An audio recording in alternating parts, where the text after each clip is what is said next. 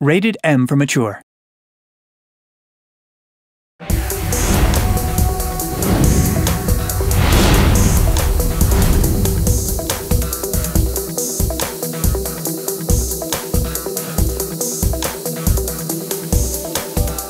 It's easy to look at something like Saints Row and go and think, oh God, they're just doing whatever. What's the appropriate level of crazy for a certain thing? The amount of discussions that we have about seemingly innocuous things are really weird. And like, it takes a lot of work to make something this beautifully stupid. Thank you. I mean it.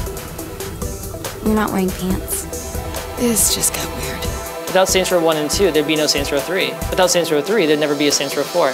And so we have to go and respect that. There needs to be a dialogue between us and the people who love what we do. My name is Mike Watson. I own idleninja.com. I've been doing mods for the franchise since Saints Row 2 for PC. So Steve called Mike up on the phone and asked him to come out and try out the game. Leave it to the Saints.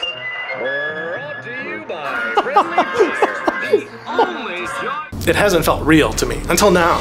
And then later I followed up with Steve about the stuff that he was doing with modding and basically said, you know, could we get in touch with some people from Volition? So we came up with Kinsey's Toy Box for the SR3 modding SDK that we're building.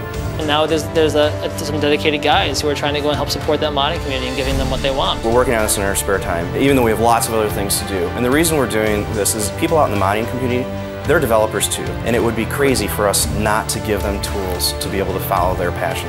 We absolutely cannot wait to start getting the first releases out where people can start modding weapons, changing clothes, changing characters, putting their own face and their own ideas onto our game, and really taking Saints Row and making it the ultimate expression of customization. This isn't me. Shandi, you okay? This is getting weird. Get out. There's kind of a little bit of a holy war that happened after Saints Row 3 came out. There's some people who really love Saints Row 3. There's some people who really love Saints Row 2. And Saints Row 4 is kind of our attempt to go and bring these people together into one big happy Saints Row family. I love Saints Row 2 on a level far beyond any other game. He felt that the franchise forgot about him because I was with you guys for the first 2 games. And then he went so far in this other direction in Saints Row 3. And he's like, you know, maybe the game is just not for me anymore. You can never go and feel disappointment if you never loved something. And so that's why Saints Row 4, we really took this approach of it being like a love song to our fans. It started off a little slow, and I think part of that was, you know, I was looking at a lot of unfinished assets, unfinished cutscenes. But once I got past a certain point in the story where I started being able to change weapon skins when they started getting more of the superpowers, that's when it became something really special. Over the course of 3 days, it was interesting seeing him go from being trepidatious to being interested to loving it. There's just so much great stuff in this game that I didn't expect. A lot of the open world takes place in this virtual recreation of Steelport, which has been great because you kind of have a sense of familiarity, but we also knew we wanted to go and feel different.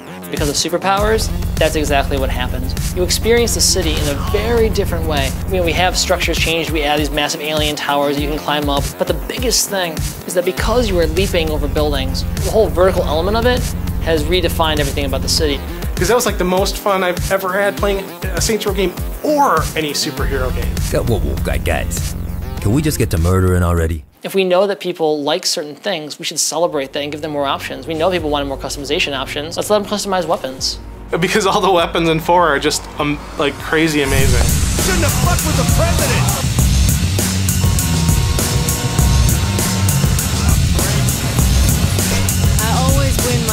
So whether you're a fan of Saints Row 2 or Saints Row 3, you're really going to be in for a surprise. We have Johnny Gat.